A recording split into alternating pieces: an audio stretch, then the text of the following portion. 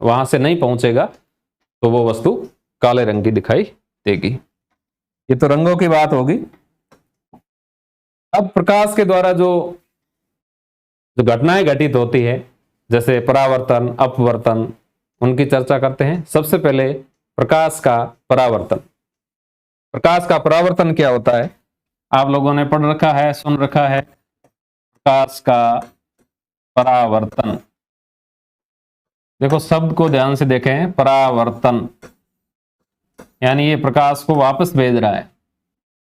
प्रकाश का परावर्तन, इसको कहते हैं reflection. Reflection, reflection of light, reflect कर रहा है। रिफ्लेक्शन, प्रकाश का परावर्तन, सीधा सा अर्थ है जब प्रकाश किसी अपारदर्शी सतह से टकराता है तो उसी माध्यम में वापस लौट आता है। इस घटना को प्रकाश का परावर्तन कहते हैं। इसी के साथ अपवर्तन सुन लें, अपवर्तन आगे पढ़ेंगे लेकिन कंफ्यूज ना हो इसलिए इसको इसके साथ में सुन ले कि भाई अपवर्तन और परावर्तन में फर्क क्या है। रिफ्लेक्शन यानी परावर्तन और उसको कहते हैं रिफ्रैक्शन, अपवर्तन को कहते हैं रिफ्रैक्शन। अपवर्तन का अर्थ है कि वो प्रकाश उसी माध्यम में वापस नहीं आएगा, वो केवल थोड़ा सा मुड़ के जाएगा, तो उसको कहते हैं अपवर्तन। अपने पथ से जो विचलित हो जाता है वो होता है अपवर्तन। और परावर्तन का अर्थ ये कि जैसे मेरे सामने कोई दीवार है और प्रकाश किरण यहां से जाएगी, दीवार से टकराकर वापस जो हवा का माध्यम है इसी में वापस लौट आएगी, इसको कहते हैं प्रकाश का परावर्तन।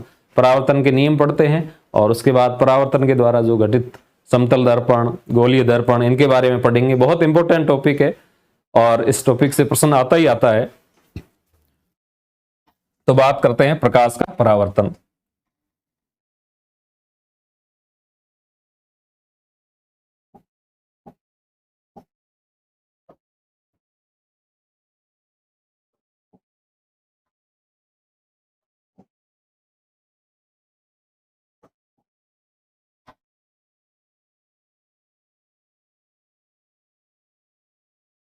प्रकाश के परावर्तन की बात कर रहे हैं। अब इसमें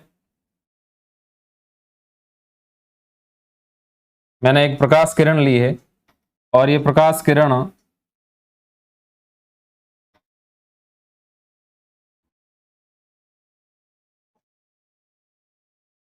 ये कोई एक सतह है, यहां पर ये एक सतह है, अपारदर्शी सतह है कि भाई प्रकाश, सीधी सी बात है, प्रकाश का परावर्तन कब होगा, जब वो सतह क्या हो, अपारदर्शी हो, प्रकाश उसके आर पार न जा सके, तो उसका क्या होगा, परावर्तन होगा।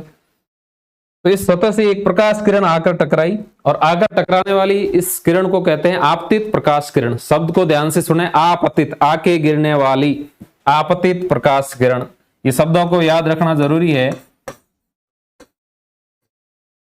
आपतित किरण, ये कौन सी किरण है, आपतित किरण।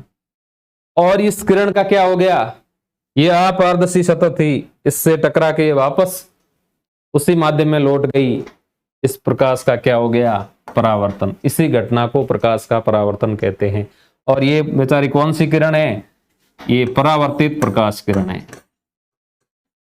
परावर्तित प्रकाश किरण।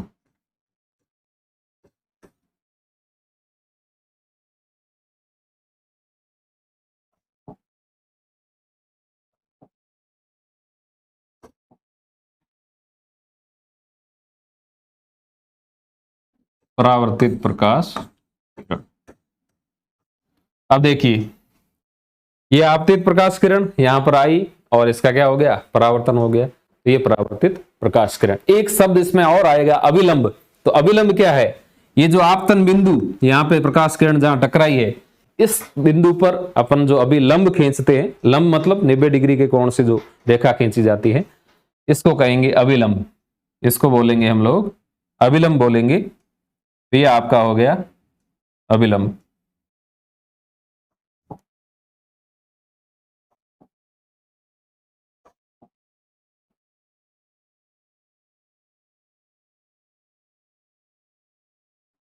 ये आपका अभिलंब।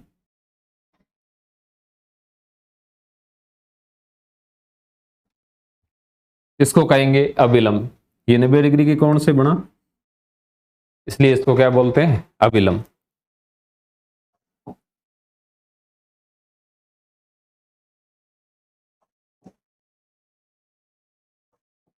अब देखिए ध्यान से, ये आपतित प्रकाश किरण, ये आपतित प्रकाश किरण अभिलंब के साथ जो कोण बना रही है, इस कोण को कहते हैं आपतन कोण आई। देखिए कौन सी? ये वाली किरण और किसके बीच? अभिलंब के बीच जो कोण बनाती है, इस कोण को कहते हैं आपतन कोण आई।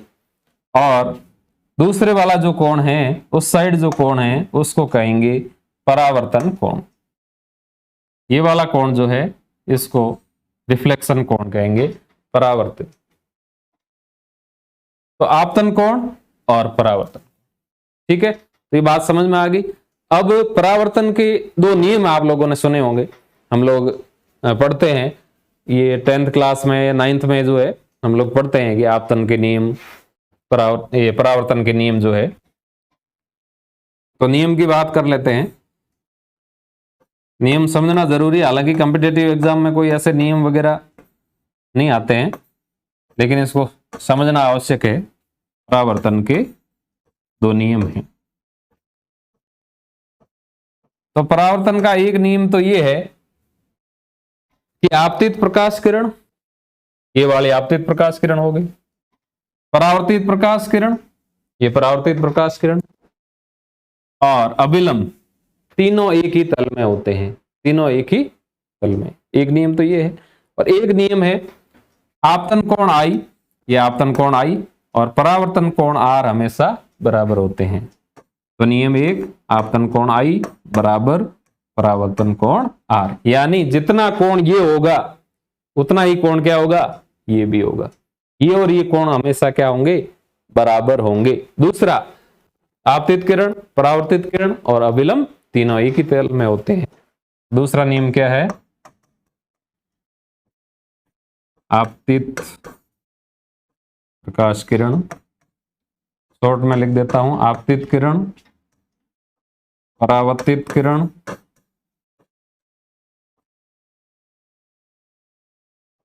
आपतित किरण, परावर्तित किरण,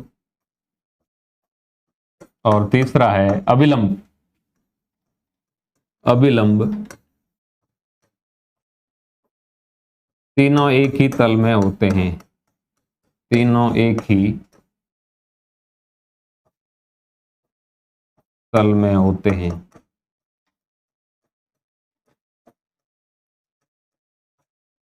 ये हो गए दो नियम। नियम ध्यान से समझ लिए, परावर्तन को समझ लिया कि वास्तव में परावर्तन है क्या, और परावर्तन हमारे जीवन में कितना इंपॉर्टेंट है कि परावर्तन नहीं होता तो हम किसी भी वस्तु को नहीं देख पाते। पहले ही मैंने बताया कि कोई भी वस्तु हमें क्यों दिखती है? क्यों? कि उस वस्तु से परावर्तित होकर प्रकाश हमारे आंखों तक पहुंचता है और हमारे आंखों में उस वस्तु की संवेदना उत्पन्न होती है। तो उसका कारण क्या है? परावर्तन। तो परावर्तन क्या चीज होती है, उसके नियम पढ़ लिए। आगे हम देखते हैं परावर्तन पर जो आधारित घटना है उनकी चर्चा करते हैं। तो परावर्तन पर जो ये दर्पण है, 3 प्रकार के दर्पणों के नाम आप लोगों ने समझे, सुने हैं। तो दर्पण जितने भी है ये परावर्तन पर आधारित होते हैं। दर्पणों में जो मिरर में जो इमेज बनती है वो परावर्तन के कारण ही बनती है। और दर्पण की अगर बात करें तो मोटे तौर पे इसका जो वर्गीकरण करते हैं दर्पण का, तो ये दर्पण होते हैं अपने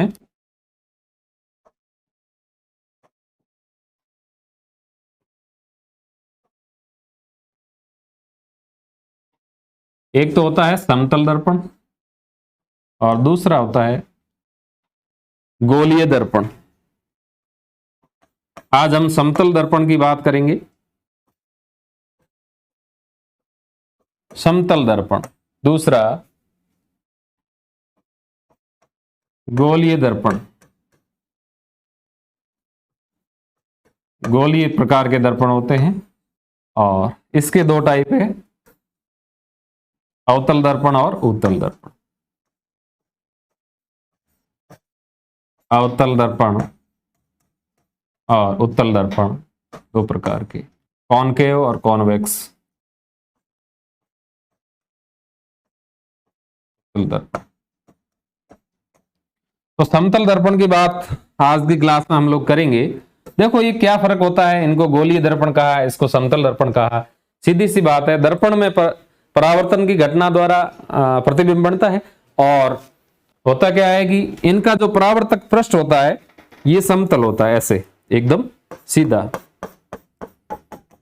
ठीक है, तो समतल दर्पण में परावर्तक पृष्ठ जो है सीधा होता है, इसलिए इनको समतल दर्पण। और इनको गोलीय दर्पण इसलिए कहा है कि इनका जो परावर्तक पृष्ठ है वो वक्राकार होगा, ऐसे गोलीय, जैसे किसी गोले का भाग रहा हो ऐसे, इसलिए इनको गोलीय दर्पण कहते हैं। गोलीय दर्पण में दो प्रकार, अवतल और उत्तल।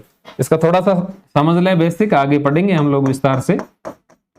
ये जैसे अवतल, तो अवतल दर्पण यानी अंदर से इसका परावर्तक पृष्ठ है ऐसे धंसा हुआ है, और उत्तल, उत्तल का मतलब है उभरा हुआ,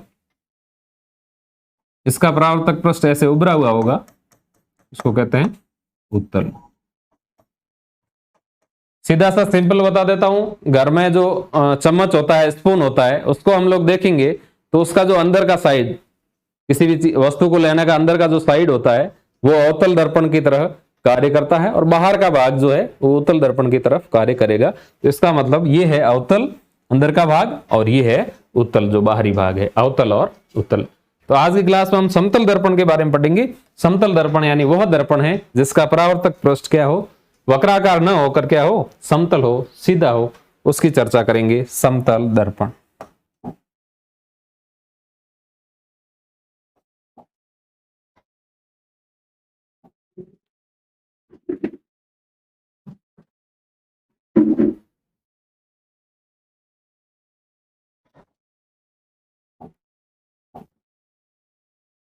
तो समतल दर्पण के बारे में देखते हैं।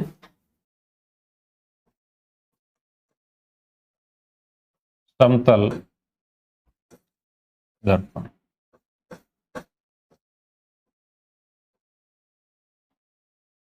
दर्पण आप लोगों ने देखे होंगे, और बचपन में जब टूटा हुआ दर्पण कोई मिलता था तो उसको तोड़ के देखते थे बच्चे। पीछे किसी ने अफवाह फैलाई कि भी चांदी का जो लेप है, वैसे वो अफवाह गलत नहीं है। दर्पण के पीछे जो है चांदी का जो है सिल्वर का लेपन जो है किया हुआ होता है, और कलर वगैरह ऊपर तो कलर वगैरह कर रखा होता है। तो दर्पण कैसे बनाते हैं कि कोई पारदर्शी कांच है, उसके एक साइड क्या है लेपन कर देते हैं, और ये लेपन किसका करते हैं, तो सिल्वर का जो है मरकरी और सिल्वर इनका जो लेपन होता है। कई बार ये भी पूछा जाता है कि किस पदार्थ का जो है लेपन किया जाता है, और उसको अपारदर्शी बनाया जाता है, उसके ऊपर और भी कलर वगैरह लगा के उसको पूर्ण रूप से क्या है अपारदर्शी बनाया जाता है। तो समतल दर्पण जो एक ऐसा दर्पण होता है जिसका जो है परावर्तक पृष्ठ कैसा हो, समतल हो, सीधा हो, उसको कहेंगे। इसको अपन चित्र में ऐसे शो करते हैं, पीछे यूं बना देते हैं। इसका अर्थ ये है कि भाई वास्तव में ये वाला जो है पृष्ठ है इसको लेपन किया गया है, और इधर से प्रकाश की किरण आएगी, और ये अपन जब भी लाइट पढ़ते हैं तो हमेशा प्रकाश किरण इधर से शो किया जाता है।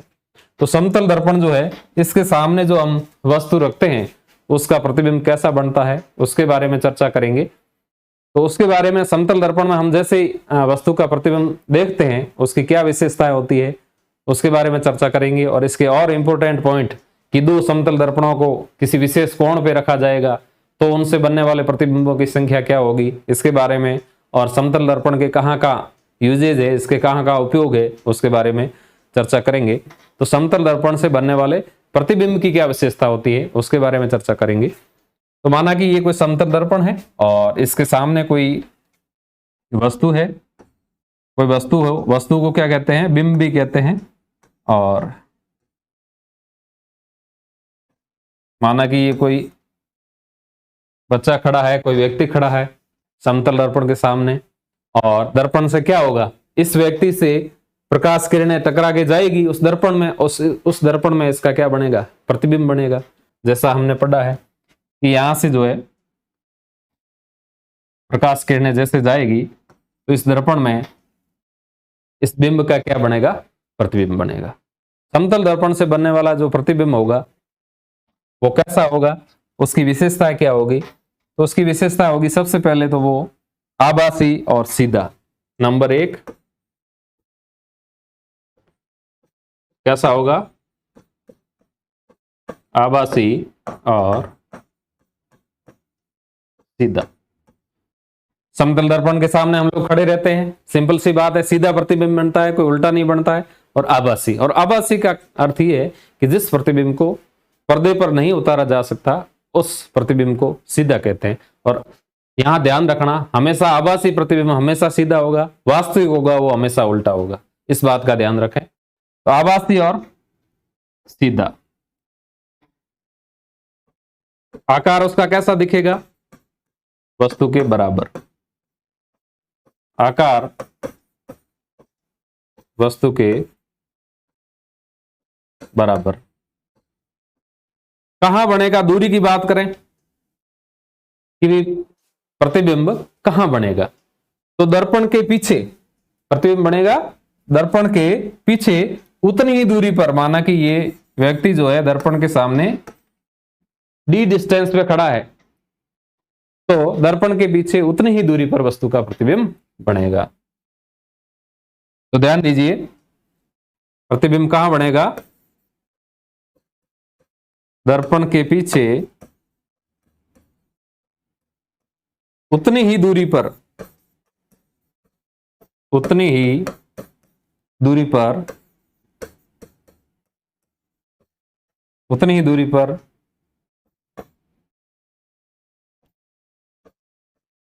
जितनी दूरी पर वस्तु को रखा गया है, जितनी दूरी पर वस्तु को रखा गया है, यानी दर्पण के सामने वस्तु को जितनी दूरी पर रखा गया है उतनी दूरी पर दर्पण के पीछे उस वस्तु का क्या बनेगा?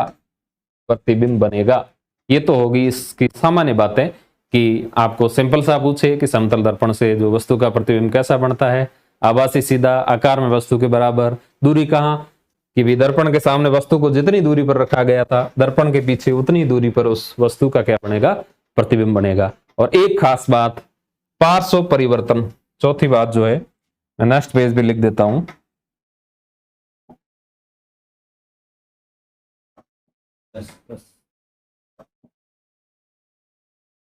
चौथी खास बात है पार्श्व परिवर्तन। ये आप लोग देखते हैं, हम लोग जब मिरर में देखते हैं तो अपना पार्श्व क्या हो जाता है? परिवर्तन, साइड चेंज हो जाती है, यानी दायां भाग बायां दिखेगा और बायां भाग दायां दिखेगा, यानी साइड उसकी चेंज हो जाती है। तो दर्पण में जब किसी वस्तु को देखा जाता है उसके पार्श्व क्या हो जाते हैं? परिवर्तित हो जाते हैं। अब इसका एक बढ़िया सा उदाहरण बताते हैं। परीक्षा में सवाल पूछा जाता है कि जो एम्बुलेंस पे जो है वो एम्बुलेंस लिखा जाता है वो उल्टे से क्यों शुरू किया जाता है? उसका कारण यही है, आपने देखा होगा कि वास्तव में वो ऐसे लिखते हैं एम्बुलेंस पे, आपने देखा होगा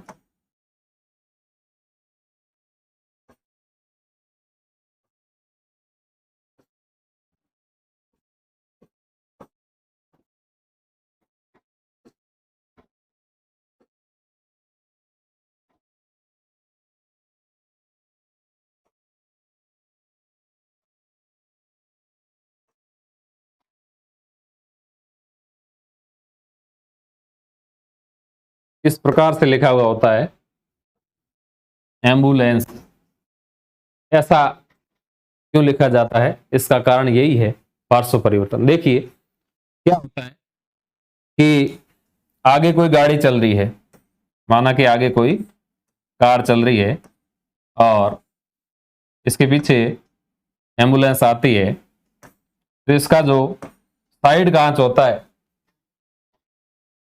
उत्तल दर्पण जो होता है, उससे जब वो ड्राइवर देखेगा कि पीछे एम्बुलेंस आ रही है, अगर वो एम्बुलेंस सीधा लिखा हुआ होता तो वो उसको उल्टा दिखता और उसको समझ में नहीं आता है कि क्या लिखा हुआ है, और पहले से ही उल्टा लिखा हुआ है तो इसके साइड कांच में इसको ऐसे दिखेगा, पहले ए दिखेगा, एम दिखेगा और उसको सही अक्षर में वो एम्बुलेंस दिखाई दे देगा और वो पीछे आने वाली एम्बुलेंस को आराम से इसको समझ के और उसको क्या है साइड दे देगा। इसलिए जो है एम्बुलेंस जो है ऐसे उल्टे क्रम में लिखा जाता है। उल्टा यूं अक्षर उल्टे नहीं है लेकिन पार्श्व परिवर्तित करके ऐसा लिखा जाता है ताकि उसको सही पढ़ने में आए।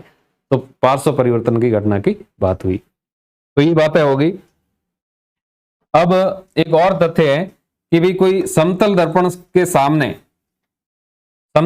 के सामने कोई व्यक्ति v वेग से दौड़ रहा है। समतल दर्पण के सामने कोई व्यक्ति v वेग से दौड़ रहा है तो प्रतिबिंब में उसको डबल वेग दिखाई देगा। उसका जो प्रतिबिंब है वो डबल वेग से दौड़ेगा, 2v वेग से दौड़ेगा। ये बात ध्यान रखें, कभी तथ्य किसी परीक्षा में पूछा जा सकता है कि भाई कि समतल दर्पण के सामने कोई v वेग से बिंब या वस्तु दौड़ रही है तो उसके प्रतिबिंब का वेग क्या होगा, डबल होगा, दुगना होगा, 2v वेग होगा। ठीक बात, आगे बढ़ते हैं।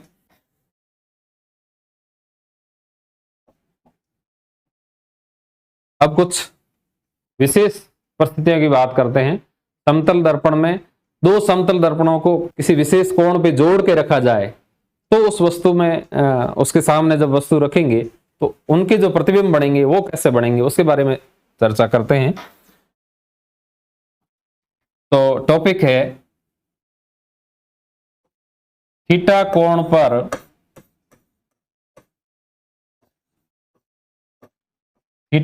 पर रखे दो समतल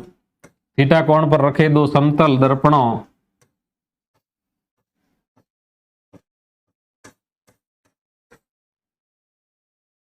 से बनने वाले प्रतिबिंब थीटा कोण पर रखे दो समतल दर्पणों से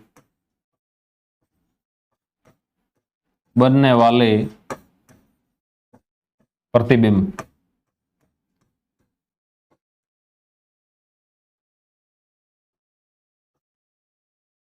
देखिए कोई दो समतल दर्पण है हमारे सामने, माना कि ये कोई दो समतल दर्पण है, इसको थीटा कोण पे किसी भी, थीटा मतलब कोई भी कोण, 60 हो सकता है, 45 हो सकता है, विशेष कोण पे रखेंगे और इसके सामने अगर वस्तु को रखेंगे तो उस वस्तु का प्रतिबिंब कैसा बनेगा उसके बारे में चर्चा हो रही है। और ये इस थीटा पर निर्भर करेगा और बहुत रोचक सवाल है और कई बार परीक्षाओं में पूछा गया है, लॉजिकल सवाल है। तो ऐसा प्रतिबिंबों की संख्या हम लोग कैसे निकालेंगे उसका एक पैटर्न है, तरीका, सूत्र है, उसकी चर्चा करेंगे कि थीटा कोण पर रखे दो समतल दर्पणों से बनने वाले प्रतिबिंब। तो इसका एक सूत्र है, प्रतिबिंबों की संख्या बराबर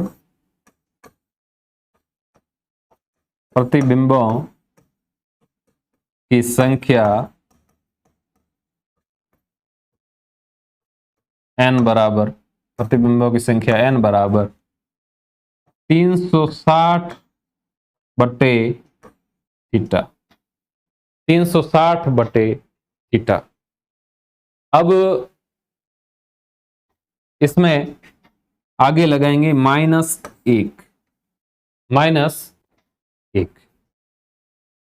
अब सिंपल सी बात है कि भाई 360 में थीटा का भाग देना है। थीटा क्या चीज है? थीटा है दो दर्पणों के बीच बना हुआ कोण, माना कि थीटा 45 है, 60 है, वो चीज। और इससे ये जो संख्या आएगी उसमें एक घटा देंगे, ये जो संख्या आई इसमें एक घटा देंगे। अब एक कब घटाएंगे? यदि ये जो n आएगा ना, यदि ये जो संख्या आएगी, यदि n बराबर सम संख्या हो, n बराबर सम संख्या हो, ये सम संख्या आ जाए तो घटाना है, नहीं तो नहीं घटाना। अब एक सवाल यहां पर यह भी उठता है कि भाई पॉइंटों में आए तो क्या करें? पॉइंटों में आए तो ऊपर वाली संख्या ले लें, ठीक है, उसका नेक्स्ट अंक ले लें, वो उसके प्रतिबिंबों की संख्या होगी। तो सम संख्या हो तो उसमें से एक घटाना है, और पहले से 360 बटे थीटा जो है विषम संख्या आए तो वही प्रतिबिंबों की संख्या होगी, उसमें से नहीं घटाना है। फॉर एग्जाम्पल जैसे उदाहरण के लिए हम लोग देखें कि भाई अपने पास सूत्र है n बराबर 360 बटे थीटा। अब अपने पास क्वेश्चन है कि 60 डिग्री पर दो दर्पण है अपने पास, उनको आपस में 60 डिग्री पे रख दिया है। तो 60 डिग्री पे रखे कोई दर्पण हो, 60 डिग्री पर रखे समतल दर्पणों के बीच बनने वाले, उसके सामने रखी वस्तु से बनने वाले प्रतिबिंबों की संख्या, यानी इनके बीच कोण कितना हो, 60 डिग्री का।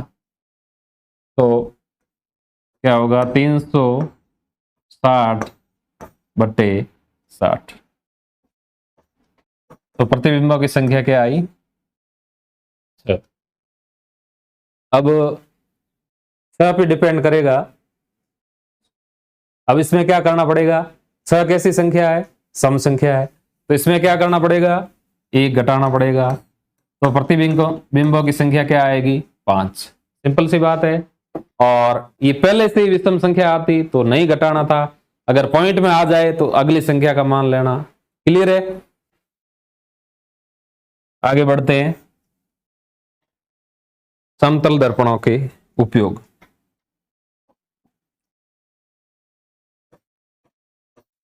लास्ट टॉपिक है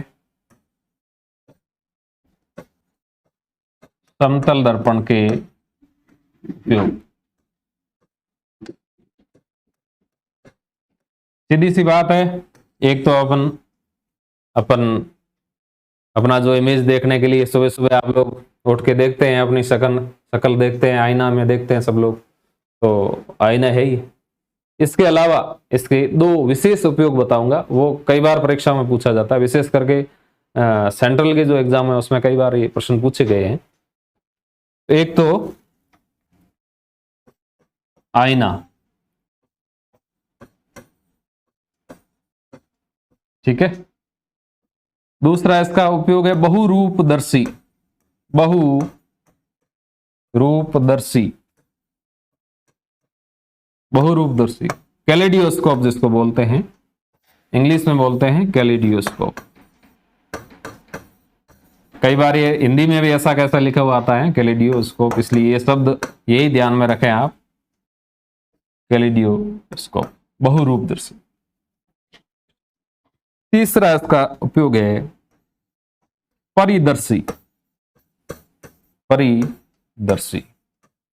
परिदर्शी को इंग्लिश में बोलते हैं पेरिस्कोप। ये आप दोनों ही भाषाओं में जो है याद रखें, क्योंकि कई बार इंग्लिश का हिंदी में ऐसे दे देते हैं, हिंदी में लिखते ही नहीं है, तो ध्यान दे। बहुरूपदर्शी कैलेडियोस्कोप और परिदर्शी। तो आईने में तो आप समझते हो, और आईना हमें देखना चाहिए। अब चर्चा करते हैं बहुरूपदर्शी क्या होती है और परिदर्शी क्या होती है। इसको मैं संक्षेप में समझा देता हूं, क्योंकि इसके सवाल जो बनते हैं कई बार इंपॉर्टेंट रहते हैं टॉपिक। बहुरूपदर्शी क्या होती है, देखो बहुरूपिया नाम सुना आपने, तो ये बहुरूपदर्शी। तो वास्तव में बहुरूपदर्शी क्या होती है कि 3 समतल दर्पण मिला लेते हैं, 3 समतल दर्पणों को क्या है, मिला देते हैं। ऐसे जैसे मेरे हाथ में जो है, ये जो 2 हाथ मेरे दर्पण हो गए, और तीसरा जो कोई एक वस्तु और रख लेता हूं, तो इनको ऐसे मिला के पकड़ लेते हैं। तो 3 जो है, बोर्ड पे बना देता हूं मैं, 3 जो है समतल दर्पणों को ऐसे मिला देंगे, और 3 समतल दर्पण ऐसे मिलाएंगे तो ये 60 डिग्री के कोण पे तीनों रहेंगे, और इनको मिला के और एक पाइप में डाल देते हैं। एक ऐसा पाइप होता है, उसके अंदर 3 समतल दर्पण डाल दिए जाते हैं। अब इसके एक साइड जो खुरदरा कांच लगा देते हैं, और एक साइड बंद करके, अब इसमें क्या है कि रंगीन कांच की चूड़ियां डाल देते हैं। ये मतलब एक बच्चों का खेलने का समझ लो, वही है, इसमें रंगीन कांच की चूड़ियां डाल देते हैं। तो 3 दर्पण इसके अंदर डाले हुए हैं, ऐसे एक यूं है, दूसरा इधर है, तीसरा इसके सामने आ जाएगा, ऐसे इस प्रकार से। जैसे ये 3 दर्पण हो गए यूं, तो ये 3 दर्पण जो है 60-60 की डिग्री पे, और इन तीनों को फिर किसी पाइप में, ऐसे पाइप में डाल दिया, और एक साइड से खुरदरा कांच है और अंदर रंगीन चूड़ियां डाल देते। फिर इसको घुमा के देखते तो अलग अलग प्रकार के कलर पैटर्न बनते, इसलिए इसको कहते हैं बहुरूपदर्शी।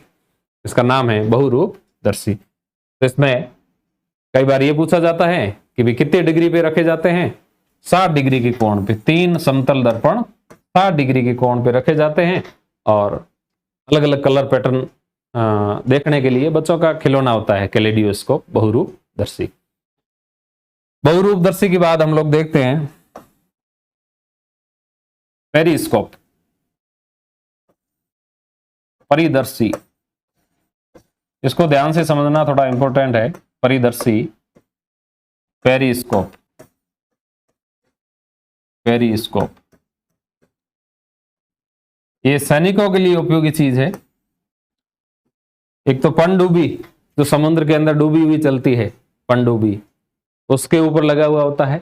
इसके अलावा जो अगर सैनिक बंकर के अंदर है तो उनके लिए जो है पेरिस्कोप होता है, और इसमें जो है 2 समतल दर्पणों को 45 डिग्री के कोण पे रखा जाता है। 2 समतल दर्पणों को 45 डिग्री के कोण पे रखा जाता है। एक ऐसा इंस्ट्रूमेंट होता है, अब मैं इसका बना देता हूं चित्र। ये इस प्रकार का एक उपकरण होता है। ये देखिए, ये आपका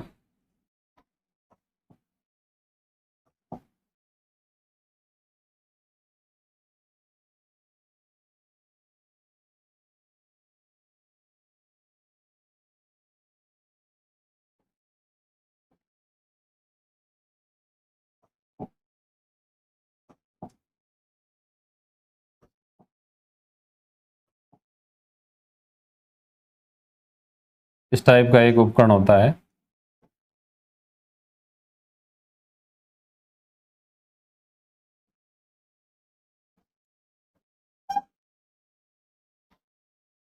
अब इसमें क्या होता है, इसमें 2 दर्पण लगा देते हैं।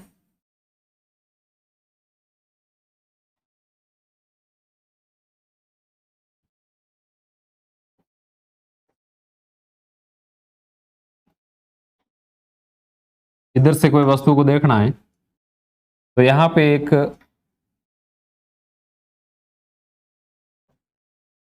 ये दर्पण लगा दिया,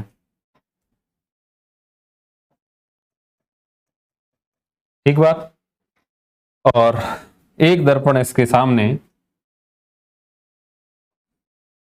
यहां पर लगा दिया। मैं इसके 2 अलग अलग कलर ले लेता हूं।